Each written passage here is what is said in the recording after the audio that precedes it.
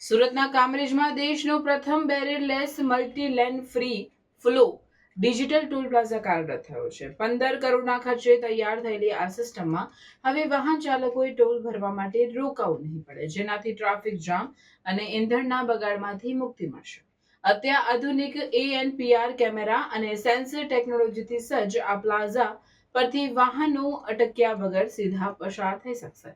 તો ચાલો જાણીએ આ હાઈટેક સુવિધા વિશે।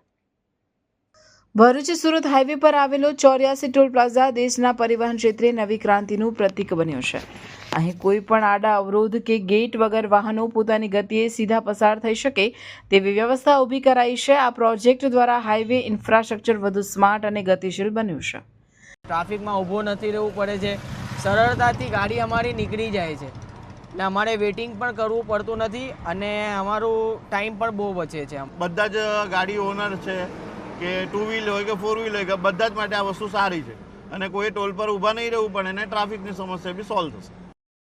આ સિસ્ટમમાં high speed scanners, ANPR camera અને લીડાર રડાર ટેકનોલોજીનો સમન્વય કરવામાં આવ્યો છે। વાહન પસાર થતાની સાથે જ ફાસ્ટેગ એકાઉન્ટમાંથી આપમેળે રકમ કપાઈ જાય છે। રોજિંદા 25,000 વાહનોની અવરજવર ધરાવતા માર્ગ પર હવે મુસાફરી સરળ બની છે, જે સમયની બચત સાથે વાહન ચાલકોનો માનસિક તણાવ પણ ઘટાડશે।